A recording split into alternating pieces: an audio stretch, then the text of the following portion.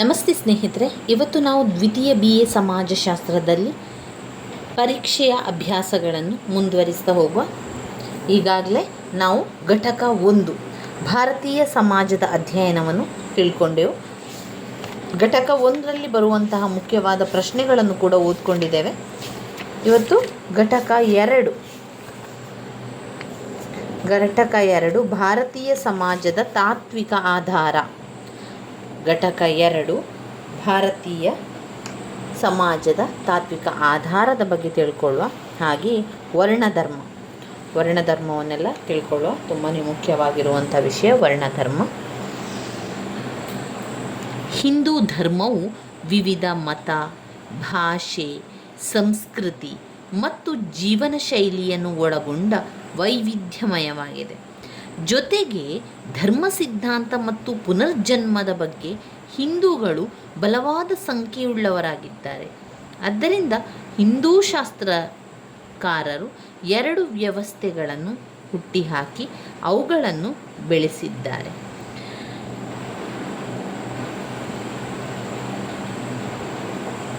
ಅವುಗಳೇ ವರ್ಣ ಮತ್ತು ಆಶ್ರಮದ ವ್ಯವಸ್ಥೆ. ಆಶ್ರಮ ಧರ್ಮವು ವರ್ಣಧರ್ಮ ಮತ್ತು ಪುರುಷಾರ್ಥಗಳೊಡನೆ ಅತ್ಯಂತ ನಿಕಟ ಸಂಬಂಧ ಹೊಂದಿದೆ ಹಾಗೂ ಹಿಂದೂ ಜೀವನ ವಿಧಾನದ ಮೂಲಭೂತ ತತ್ವಗಳು ಪ್ರತಿಯೊಬ್ಬ ಹಿಂದುವಿನ ಅಂತಿಮ ಗುರಿ ಮೋಕ್ಷವನ್ನು ಪಡೆಯುತ್ತದೆ. ಎಲ್ಲ ಧರ್ಮಶಾಸ್ತ್ರಗಳ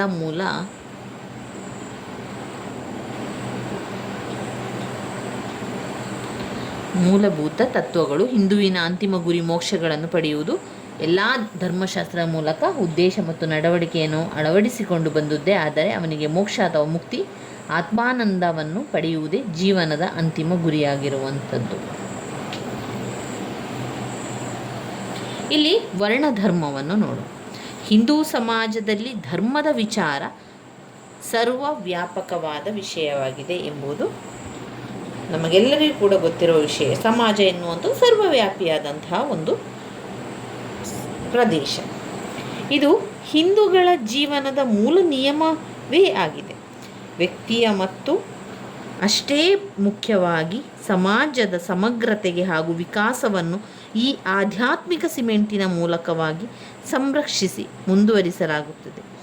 ಈ ರೀತಿ ಎಂಬ ಭಾವಾರೂಪದಂತೆ ಧರ್ಮ ಎಂಬ ಭವ್ಯವಾದ ಮೂಲ ಕಲ್ಪನೆಯನ್ನು ಜಗತ್ತಿನ ಎಲ್ಲ ಕ್ಷೇತ್ರಗಳಿಗೆ ನಿಸರ್ಗದಲ್ಲಿ ಬರುವ ಘಟನಾವಳಿಗಳಿಗೆ, ಯುಗಕ್ಕೆ, ತ್ಯಾಗಕ್ಕೆ, ಮಾನವ ಜೀವನಕ್ಕೆ ಅನ್ವಯಿಸಲಾಗಿದೆ. ಬಹು ವ್ಯಾಪಕವಾಗಿರುವ ಭಾವರೂಪ ಹಾಗೂ ಭಾವನೆಯಾಗಿರುವ ಇದು ಕುಟುಂಬಗಳಿಗೆ, ಕುಲಧರ್ಮಕ್ಕೆ, ಕಾಲಧರ್ಮಕ್ಕೆ, ದೇಶಧರ್ಮಕ್ಕೆ, ಮಾನವ ಧರ್ಮ ಎಂಬ ವ್ಯಕ್ತಿಯ ನೈತಿಕ ಹಾಗೂ ಆಧ್ಯಾತ್ಮಿಕ ಪ್ರಯತ್ನಗಳಿಗೆ ಅನ್ವಯ ಆಗ್ತದೆ. ಈಗ 2 ಧರ್ಮಗಳನ್ನು ವಿಶ್ಲೇಷಿಸಿ ಅವುಗಳ ಸಾಮಾಜಿಕ ಮಹತ್ವವನ್ನು ಅರಿತುಕೊಳ್ಳಲು ಪ್ರಯತ್ನಿಸೋಣ. ಪರಿಪೂರ್ಣ ಜೀವನದ ಸಮಾಜದ ಚಿಂತಕರು ಸಾಮಾಜಿಕ ವಿಜ್ಞಾನಿಗಳು ಎಂಬುದಾಗಿ ಎನಿಸಬಹುದು. ಹಿಂದೂ ಋಷಿಗಳ ಒಟ್ಟಿಗೆ ವರ್ಣಾಶ್ರಮ ವ್ಯವಸ್ಥೆ ಎಂಬುದಾಗಿ ಕರೆಯಲಾದ ವರ್ಣ ಆಶ್ರಮ ಎಂಬ 2 ರಚನೆಗಳಲ್ಲಿ ಯೋಜಿಸಿ ಬೆಳೆಸಿದರು. ವರ್ಣ ವ್ಯವಸ್ಥೆಯು ವ್ಯಕ್ತಿಯು ಬಾಳುತ್ತಿರುವ ಮತ್ತು ಅವನ ಸಹಜ ಸ್ವಾಭಾವಿಕ ಯೋಗ್ಯತೆ, ಶಕ್ತಿಗಳು, ಪ್ರವೃತ್ತಿ ಹಾಗೂ ಮನೋಧರ್ಮಗಳ ಆಧಾರದ ಮೇಲೆ ಅವನ ಸ್ಥಾನವನ್ನು ಕುರಿತು ವೀಕ್ಷಿಸಿ ವಿಚಾರಣೆಯನ್ನು ಮಾಡುತ್ತದೆ. ಇದರಲ್ಲಿ ನಾವು ವರ್ಣ ನೋಡಿ, ಇಲ್ಲಿ ಒಂದು ಮುಖ್ಯವಾದ ಪ್ರಶ್ನೆ ಬಂದಿದೆ, ಇದನ್ನು ನಾವು ಓದ್ಕೊಳ್ಳುವ.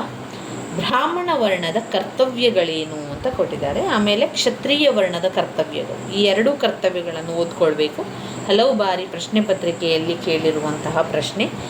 ಬ್ರಹ್ಮಚರ್ಯದ ಕರ್ತವ್ಯಗಳನ್ನು ತಿಳಿಸಿ, ಹಾಗೆ ಕ್ಷತ್ರಿಯ ವರ್ಣದ ಕರ್ತವ್ಯಗಳೇನು ಎನ್ನುವಂಥದ್ದನ್ನು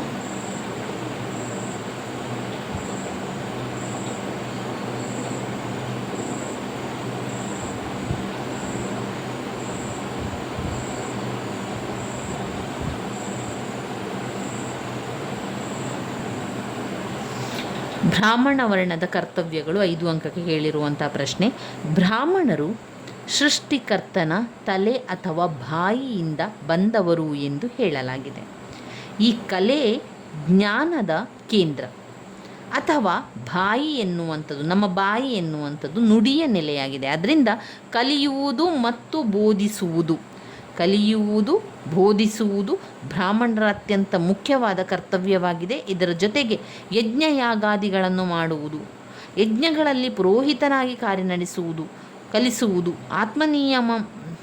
ಆತ್ಮಸಂಯಮ ಮತ್ತು ತಪಸ್ಸುಗಳನ್ನು ಆಚರಿಸುವುದು ಬ್ರಾಹ್ಮಣನ ವರ್ಣದ ನಿರ್ದಿಷ್ಟ ಕರ್ತವ್ಯಗಳಾಗಿದೆ ಎಂಬುದಾಗಿ ಮಹಾಭಾರತದಲ್ಲಿ ಹೇಳಲಾಗಿದೆ. ಬೋಧಿಸುವುದು ಮತ್ತು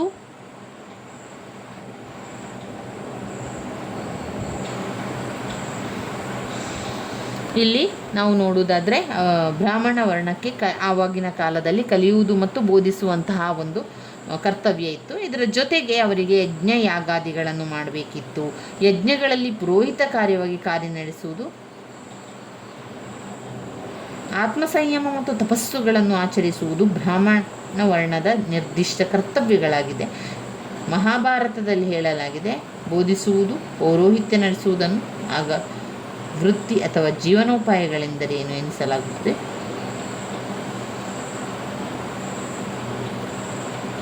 ಇಲ್ಲಿ ತುಂಬಾ ವಿಚಾರವನ್ನು ಕೊಟ್ಟಿದ್ದಾರೆ. ಬ್ರಾಹ್ಮಣ ವರ್ಣದ ಕರ್ತವ್ಯಗಳಲ್ಲಿ ಬೇರೆ ಬೇರೆ ವಿಚಾರಗಳನ್ನು ಕೊಟ್ಟಿದ್ದಾರೆ.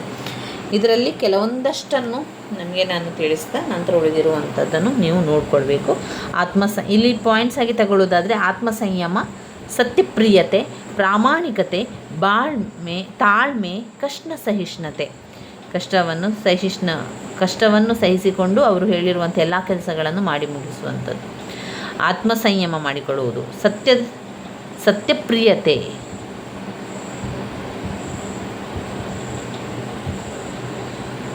ಇಲ್ಲಿ ಪಿತೃಗಳಿಗಾಗಿ ಮಾಡುವಂಥ ಶ್ರಾದ್ದ, ಅದೆಲ್ಲ ಕೂಡ ಜೊತೆಯಾಗಿ ಬರುವಂಥದ್ದನ್ನು ಕಾಣ್ಬೋದು.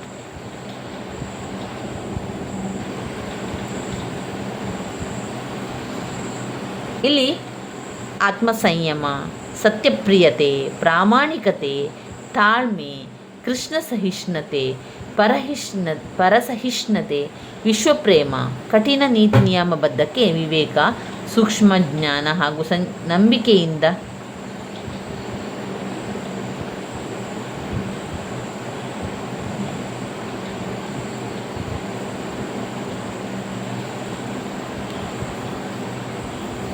ಈ ರೀತಿಯಾಗಿ ಬರ್ತದೆ. ಅದರ ಜೊತೆಗೆ ಕ್ಷತ್ರಿಯ ವರ್ಣದ ಕರ್ತವ್ಯಗಳನ್ನು ಕೂಡ ಕಾಣ್ಬೋದು.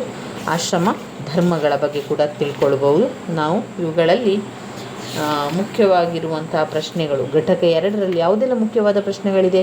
ಒಂದು, ಮೊದಲನೇದಾಗಿ ಬ್ರಾಹ್ಮಣ ವರ್ಣದ ಕರ್ತವ್ಯಗಳು, ಎರಡನೆಯದಾಗಿ ಕ್ಷತ್ರಿಯ ವರ್ಣದ ಕರ್ತವ್ಯಗಳು, ಮೂರನೆಯದಾಗಿ ನಾವು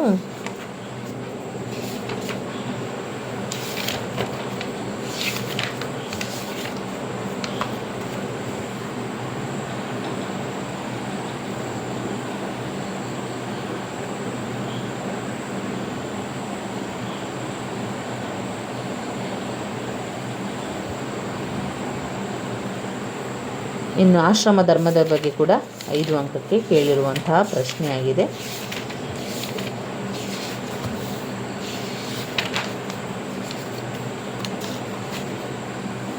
ಇಲ್ಲಿ ಪುರುಷಾರ್ಥಗಳು ಕೂಡ ಇದೆ. ಅದರಲ್ಲಿ 4 ಪುರುಷಾರ್ಥಗಳನ್ನು ಕಾಣ್ಬೋದು.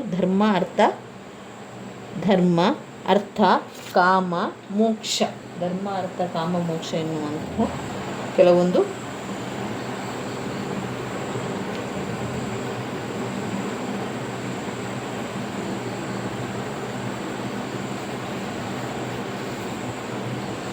ಇದರಲ್ಲಿ ನಾವು ನೋಡೋದಾದರೆ ಘಟಕ 2ರಲ್ಲಿ ಯಾವ ಪ್ರಶ್ನೆಗಳಿದೆ ಅಂತ ಮಾತ್ರ ಈಗ ನೋಡ್ಕೊಳ್ಳುವಂಥದ್ದು. ಈಗ ನಾವು ಘಟಕ 3ರಲ್ಲಿ ಯಾವುದನ್ನು ಓದ್ಕೊಳ್ಬೇಕು ಅಂತ ನಾನೀಗ ಹೇಳ್ತೇನೆ. ಈಗ ನೋಡ್ಕೊಂಡಿರುವಂಥದ್ದಷ್ಟೇ.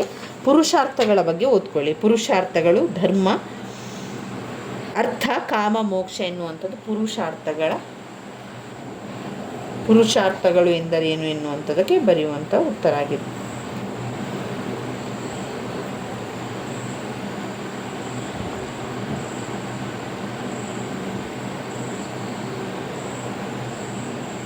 ಇದರಲ್ಲಿ ಪುರುಷಾರ್ಥಗಳನ್ನು ಓದ್ಕೊಳ್ಳಿ. ಅದಾದ ಮೇಲೆ ಅದಾದ ಮೇಲೆ ಆಶ್ರಮ ಧರ್ಮದ ಬಗ್ಗೆ ಓದ್ಕೊಳ್ಳಿ. ಇದನ್ನೆಲ್ಲ ಓದ್ತಾ ಹೋದರೆ ನಿಮಗೆ ಆಶ್ರಮ ಧರ್ಮದ ಬಗ್ಗೆ ತಿಳ್ಕೊಳ್ತೀರಾ. ಶೂದ್ರವರ್ಣದ ಕರ್ತವ್ಯಗಳು, ವೈಶ್ಯವರ್ಣದ ಕರ್ತವ್ಯಗಳು ಇವೆ.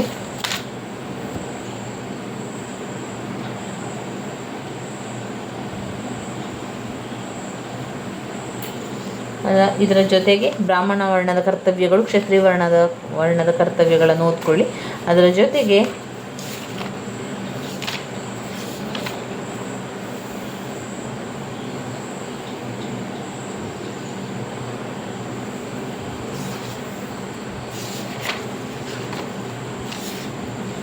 ಇನ್ನು ನಾವು ಘಟಕ 1 ಆಯಿತು. ಆಮೇಲೆ ಘಟಕ 2ರಲ್ಲಿ ಕೂಡ ಇದ್ದೇವೆ. ಘಟಕ 2ರನ್ನು ಕೂಡ ನಾವು ಸರಿಯಾಗಿ ತಿಳ್ಕೊಳ್ಬೇಕು. ಮುಂದಿನ ವಿಡಿಯೋದಲ್ಲಿ ಇದೆಲ್ಲ ವಿವರಣೆಯನ್ನು ತಿಳ್ಕೊಳ್ಳುವ ಸ್ನೇಹಿತರೆ. ಧನ್ಯವಾದಗಳು.